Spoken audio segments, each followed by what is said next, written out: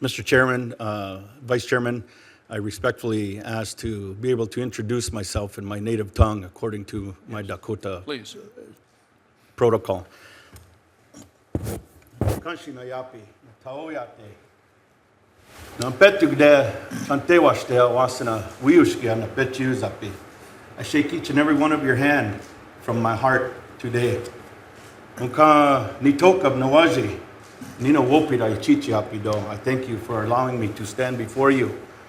Taku iwo dakapte, wo abdeza naha wo kakniga iachupikte, hewa stekte ka hewa chi. The testimony I'm about to give, I ask that it strengthens your understanding and your knowledge of what I'm about to say today. With that, wopida ichichi apido. I thank you very much. Good afternoon, Mr. Chairman, Mr. Vice Chairman, members of the committee. My name is David Flute. I am the chairman of the Sisseton-Wahpeton Sioux tribe. I am pleased to testify in support of Senate Bill 2796, the Respect Act, which would repeal certain obsolete laws concerning Indians. As Native Americans, respect for our sovereign nations, treaty rights in Indian lands is imperative because our right to self-governance on our reservation is freedom and liberty for us. It is the essence of tribal self-governance. Senator Rounds provides leadership on reconciliation with Native Americans in the Senate, as he did as governor of the state of South Dakota, and for that we thank him. The Sisseton-Wahpeton Sioux tribe is a signatory of two treaties, the 1851 Treaty and the 1867 Lake Traverse Treaty, which established a permanent homeland for my people in northeast South Dakota, and as Senator Heitkamp had mentioned, southeast North Dakota. We are proud of our service to the United States through the military.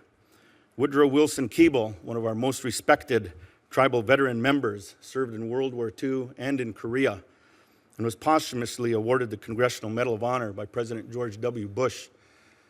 And today, Mr. Chairman, the reason I bring that up is there are laws in our legal code that talk about withholding the annuities of tribes that are hostile towards the United States government. As the Senator Rounds had mentioned, and I appreciate Mr. Chairman acknowledging my service to this country, that many of us have volunteered to serve this country. Many of us were not drafted. Many of us did not have to go, and we volunteered to serve this country. And when we created treaty and when we established those relationships with the United States government, we created a partnership and an alliance.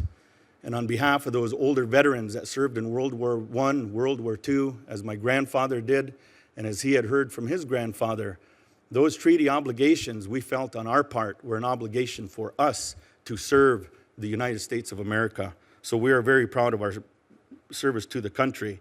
Thus, why these laws are obsolete and are concerning to us, in that it questions the position of the United States government towards us that have volunteered our patriotism to the United States of America. Now, Senator Rounds introduced the Respect Act to strike antiquated laws which have historically disadvantaged our Indian nations and our people. For example, there are still laws in the books for the removal of Indian children from the homes to be sent to compulsory boarding schools run by military officers, where the mantra was kill the Indian and save the man. My grandfather was a World War II veteran. He served with the 101st Airborne Division, the Battle of the Bulge, Bastards of Bastogne. He was taken at 5 years old from his mother's arms, and he didn't see his grandparents. He did not see his parents for 11 years. When he came back to the reservation to look for his home, there was no home. And the boarding school laws laws in Title 25 that spell out where a BIA agent can go into a home and take that child without consent of the parents is appalling. And we ask that those laws like that be removed from our code. In closing, Mr. Chairman, I would just like to say I have never met Senator McCain before, but I would like to say, sir, I am very honored. I'm very humbled to be in your presence, knowing what you did for our country in Vietnam. I'm very honored to be in your presence, sir.